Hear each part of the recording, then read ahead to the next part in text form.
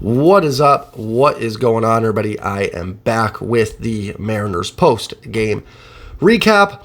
They just can't lose normally, can they? Couldn't have just lost this one 3-1. Had to find a way to break our hearts this afternoon a little bit. Mariners dropped 5-4. We'll get into all of it. We'll break it down. Deep breaths time. That's all I'm going to say. Take a deep breath, everybody. Before I get started, just a couple pieces of channel information. First of all, we'll be back on StreamYard here soon. I'm waiting for some cables to come in. It'll just make it. Every time I do from StreamYard, it would freeze up. Audio was fine, but visually it wasn't. Not that I think you guys are doing watching these post-game videos just to watch me. You're more for listening to it. But yeah, getting that fixed. We'll be back on StreamYard here soon enough. Remember to hit like, comment, and don't forget to subscribe. I'm 18 subs away from 2,100. 2,500 is my next big goal. Let's see if we can get to 2,100 this video. Thank you to all of you. You guys have made this the most fun baseball season I have ever enjoyed. No matter what happens, it has been the most fun. Thanks to all of you for doing that. Memberships are open as well, so go check that out on my channel tab. Mariners fall 5-4. This isn't going to be a big box score breakdown video. We haven't talked about a lot of losses together, have we? For some of you that are new here, haven't had a chance to really dive too much into the losses. It's been a lot of winning. I was unfamiliar with this. I guess a loss is when you score less runs than the other team does. I feel like I haven't gone through this a lot recently, but that's what that is. And the Mariners scored less runs than the White Sox today, and fall 5-4. So, you know, I don't think we really need to go over the box score too much. I think this is just take a deep breath, everybody. Take a deep breath. They won 8 in a row coming into today. They just finished up an 8-2 road trip. They are 16-4 in their last 20 games. No matter what Toronto does today, they have the tiebreaker, so they will be in a playoff position going into tomorrow, no matter what. They won this series. You know, yeah, this game stunk, and I'm going to get into it, and it would have been nice to just lose this one 3-1. Certainly, I think we could have stomached that a little bit more than coming back and taking the lead in the ninth and then blowing it. Would have felt a lot better. But they won the series. If this was game one of the series and game one was today and game two stayed as game two, I don't think everybody would feel really good. We'd all feel really good. Yeah, the loss isn't fun. And I know everyone's going to have Jay, you can't lose these type of games and get in. These are the games you can't lose. Guys, every team does have these losses. They do. Texas just had one 2 nights ago in Arizona. They blew a lead in the ninth, and then they blew another lead in the 11th. Houston has had blown leads before. Every team has it. Every team has a handful of these games. Now, we're going to get into some frustrating things. That doesn't mean there weren't some frustrating things in this series in this game that could be concerning, and I'll get into all those. So I'm not trying to say that this wasn't frustrating, but in the grand scheme of things, dust it off. Great road trip. It's unfortunate that it had to end like that. Boy, this road trip 8-2 was bookend with 2 brutal losses. That game in Kansas City where they blew it in the ninth, and this one. It seems to be a habit with this team. They still haven't been able to figure it out. They get these comebacks and they just cannot finish them off, it seems like, and they did it again today. Started out very ho-hum game. Chicago was up 1-0 going into the 6th. The Mariners were just getting nothing off Michael Kopech, nothing off Brian Shaw. It just kind of looked like they looked gassed. They looked like a tired baseball team, which is understandable on a long road trip. They've been playing really well. Kopech wasn't. His control was awful, absolutely. But you see where he does have decent stuff, so you can see where some of that does come into play for him. Sorry, I had to pause the video there for a second. Family stuff. But, yeah, you can see, like, he's got good stuff. It just, hasn't translated. He's been bad this year, no doubt. I mean, his FIP is 6.59. The Mariners don't get a pass for struggling against him. You got to be better. They drew their walks. They just couldn't get that hit. They could not get that hit to kind of drive him out of the game. I know he left after 4 innings. I'm not sure if it was injury-related or just the heat or what happened there. George Kirby was really good until the last batter he faced. Trace Thompson had a 2-run home run, which ended Kirby's afternoon, which was really a shame because Kirby was on his way to a 6-inning, 7-hit, 1-run, 9 Ks, no walk start. On his way to a tremendous start, and maybe a game they win. That home run doesn't happen, but unfortunately it did. Kirby was still really solid, and in that heat too, tough to pitch in that kind of weather. Would have been nice to get out of that without giving up that Thompson home run. I'm sure Kirby would say the same thing. I thought Kirby was fine. Trent Thornton got the final out of the sixth. Luke Weaver looked really good. I didn't talk about it yesterday. I meant to. A couple roster moves the team made. Obviously, Brian Wu was activated. Edward Bizardo was sent down. Luke Weaver was signed on a one-year deal. Former starting pitcher. He's been around for a while. St. Louis, Kansas City, Arizona, I think Cincinnati and Seattle for a little bit as well. What was the other roster move the team made? Because Wu and Weaver came in. Bizardo. Oh, and then, Emerson Hancock was put on the 60-day IL. Sounds like his season is done. There is a chance, I was reading, that might not be too bad. They're thinking maybe 6 to 8 weeks or something, which is a good sign. But the problem is that just puts you in the playoffs. So at that point, his season's kind of over. But hopefully Hancock can be ready for spring training for next season and compete for a role in this starting rotation. Luke Weaver threw the ball really well. 5 strikeouts, 2 shutout innings. Really good to see. I know some people thought they may be going with the 6-man rotation with Luke Weaver in there. Doesn't sound like it's going to be the case. Weaver's going to be more there to bookend kind of Miller and Wu. Maybe if they need those innings limited, Weaver can kind of come in and finish it up, whatnot. But, man, he looks solid. Maybe relief suits him. Maybe they should have had Luke Weaver finish this game off. Might have won it. But really nice showing for him. Hey, anytime bullpens, are one of those things that's like defensive lines and football. You can never have enough depth. Doesn't hurt to have anybody that can come in and get some outs for you. Andres Munoz blows the save. And the Mariners rallied in the ninth. It started out with, what was everything in the ninth? Let's go with the play-by-play here. So it was 3-1 heading to the top of the ninth. The Mariners actually rallied for a run in the seventh, got 2 on with 2 out in the eighth. Actually had runners at the corners with 1 out in the eighth. Ty struck out. Mike Ford ended up flying out with runners at second and third. So, they had an opportunity, the eighth, to tie it. Then we get to the ninth inning, and they rally. Cade Marlowe struck out. Rojas singled. Another great game for Josh Rojas. Cal Raleigh with a base hit. J.P. Crawford walked. Julio was hit by a pitch. So kind of a, just find a way on base rally. Then Gino with the line drive base hit to make it 4-3. That gave the Mariners the lead. Unfortunately, and while that's amazing, the offense rallied, and the offense has been absolutely fantastic for the last month and a half. So I'm not going to pick on them. But then Teo grounded out. Ty was hit by a pitch, and Mike Ford flew out. You had some chances in this game. You had some walks against Kopech, couldn't get the big hit. You had a chance in the eighth inning to get a run or 2 in, couldn't do it. You had a chance in the ninth inning here to add on to, if Ty got hit, but if Teo can get a base hit there, if Mike Ford can get a base hit, you open this game up and you probably win it. They were still missing. They needed 1 more hit in this game. We'll get into the 10th inning as well. Bottom of ninth, Andres Munoz comes up, and this was the killer, really. Oscar Colas doubling into right field. An 0-2 pitch, and just a slider that didn't look good. Not a lot of good sliders today from Munoz. The fastball looked electric. I don't know what's going on with this slider. He just doesn't seem to have a lot of faith in it. It's not biting like it did last year. The stuff is still good enough that Munoz is going to be an effective reliever. But, not only is the slider not biting, and just too many hittable 2-strike pitches. Colas doubles. Even the pitch that Trace Thompson was called out on was a hanging slider. It just happened to fool Thompson, I think, because he was sitting dead red fastball. And then the Mariner killer this year from the White Sox, Andrew Benintendi, line drive base hit ties the game. A 2-strike pitch.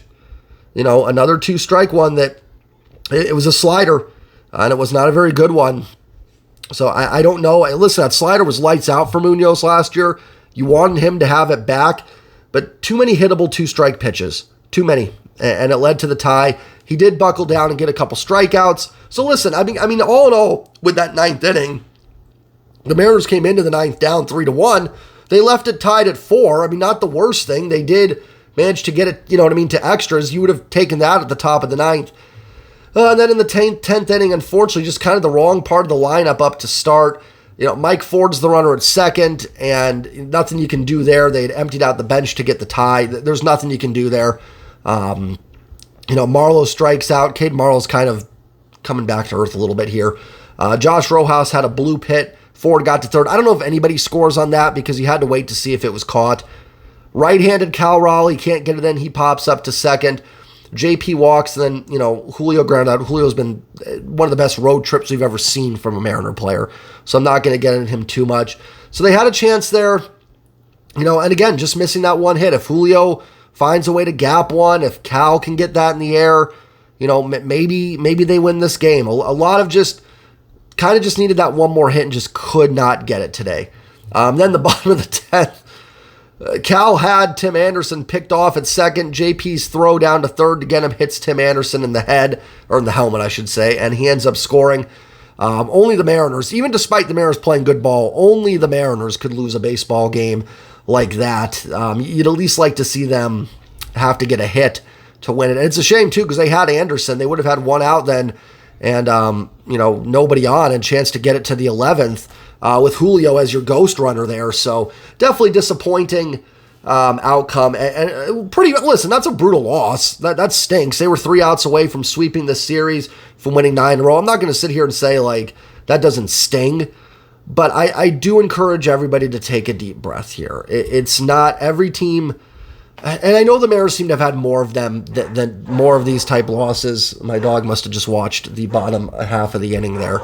The Mariners do seem to have more of these losses than other teams do, but it is part of it. It is part of baseball, and you can put it all on Munoz. Some of it's on Munoz, some of it's on the offense, some of it's on Kirby not being able to retire Trace Thompson in the 6th inning. Usually some of it's on the defense. The throw hitting Tim Anderson in the head, that's more kind of bad luck, I think. But it's kind of an all-around loss. But listen, sign me up for 8-2 road trips. I'd rather have an 8-2 road trip with 2 heartbreaking losses, or an 8-2 homestand with 2 heartbreaking losses, than a 6-4 one with all 4 losses just being, easy peasy and whatever. You knew they were losing, getting blown out. They battled back. This team could have easily rolled over in this game down 3-0. They could have easily been like, you know what? It is hot out in Chicago. We've had a great road trip. We're all right. Let's get out of here. Let's get some outs here. Let's get on the bus, get on the plane, get back to nicer climate in Seattle right now. I'm assuming it's a nicer climate in Seattle right now. And I don't think anybody would have been, I don't think any team would have had quite that callous of an attitude, but you guys know what I mean. But they didn't. They fought back. They put up a fight in the 7th, got a run. They put some guys on in the 8th, had a chance. They took the lead in the 9th. Munoz battled, almost got out of that in the 9th inning. I'm not trying to excuse it. It stinks, but this team is red hot. They get a little bit of a pass when you're playing this hot. And listen, yeah, it would have hurt less for this team to have rolled over and lost 3-0. It certainly wouldn't have been as frustrating, and maybe not as frustrating, but it wouldn't have stung as much as this loss does. But, at the end of the day, it's still one loss, and you got to move on. You have a homestand coming up here. Kansas City's not playing good ball. Oakland's not playing. Of course they're not playing good ball. 2 teams are just not very strong in Kansas City and Oakland. Doesn't mean they're going to roll over. Doesn't mean anything is guaranteed. But you still have everything right in front of you here. Everything is still right there for you to make a run here. And they bookended this road trip with a couple really, really brutal losses. It's crazy. They've won 16 out of 20, and their last 4 losses have all been just this could have been a 10-0 road trip if they could have just locked down a 9th inning. They weren't far off from a 10-0 road trip here. So, it is crazy, but they finished up a great road trip. They're playing great in August. This team is 71-56. Again, if you really need to, look at this as the first game and take game 1 and say that was today. And no one's really upset right now. It happens. It does. You got to move on.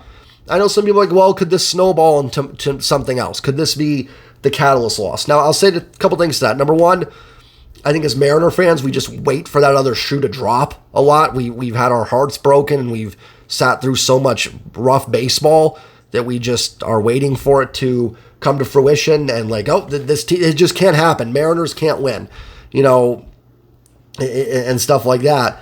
But I lost my train of thought. Sorry, I lost my train of thought there. And it certainly, it has happened. They have had losses snowball. But here's the thing. They're playing Kansas City and Oakland next. So is it this loss or would it be losing the series to those teams that would cause the snowball? You know what I'm saying?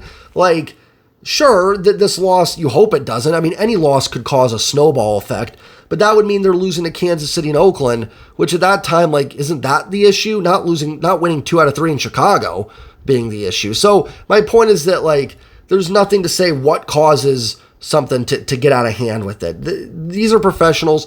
More than likely, honestly, I say this all the time, I think fans actually let these losses hurt more than the players do. The players are probably in pretty good spirits. They took 2 out of 3. They battled back today. Didn't work out for them in the end. Now, that doesn't mean there isn't some things to be, concerned or frustrated about. Munoz has got to get it figured out. I was a big proponent of the Paul Sewald trade. I was totally fine with the trade. But the bullpen depth did take a hit. Does Paul Sewald close this out in the ninth? I don't know. Sewald's last blown save as a Mariner, I believe, was against the White Sox as well, so you never know. But they've lost a little bit of depth there, and Munoz hasn't quite been the Munoz of last year. So you've got to kind of figure that out a little bit, because there's been a few times when Munoz, listen, Munoz is still really, really good. I'm not worried about Munoz, but they've got to find a way to get a game like this locked down. Like, it's not the end of the world, but man, that would have been a nice one to get. Maybe there's more Topa in the ninth, and Munoz is more used for that 1-2 outs in the 7th and 8th to get out of something. We'll see what they end up doing. I'm not worried necessarily, but it is something they've got to clean up a little bit. The offense left too many guys on base, but I can't rip this offense. They've been so hot the last month and a half that it's not that they get a pass. It's just that, like, it does happen. Sometimes, games like that do unfortunately happen, and you just can't get the runners in sometimes. Tough game for Ty France. I thought he was probably the one guy I thought that had the couple chances to break this game open. Teo did as well. Mike Ford left a few runners on. So definitely some tough games. But, onward and upward. Hopefully Baltimore takes care of Toronto tonight. Maybe Boston can get one against Houston. And then you get ready and come home for Kansas City. Come off a great road trip, and you get ready. Guys, it's heating up. This is going to be one that you're going to have, and I'm saying this to all of you, you're going to have to get over this one, because we got pennant race baseball coming up, and it's only going to get more intense. The games are going to get tighter. The wins are going to feel more like season-saving wins and playoff clinching wins, and the losses are going to hurt. They are all going to hurt. None of them are going to feel good the rest of the way.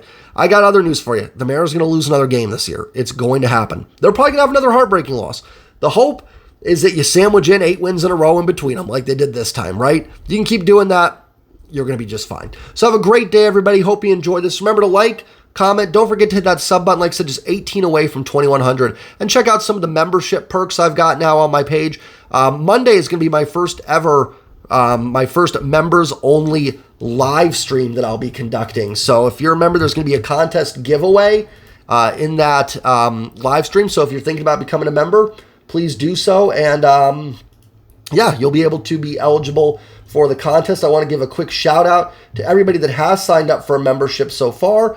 And then we'll go ahead and get you guys out of here. So Rich Jard, thank you for becoming a member. Samantha Sanchez, PA Niners fan 87. We should have fun during football season. Mr. Moses, William Cook, Hannah, Chris, and Gunny Studios. Thank you guys all for becoming members. Have a great day, everybody. Enjoy the rest of your Wednesday. Enjoy a Mariners day off tomorrow. I'll have some kind of video up tomorrow.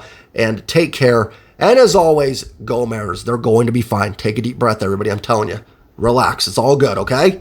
All right? Take that deep breath. Thank you. Have a good one. Go Mariners. I will see you all later. Peace.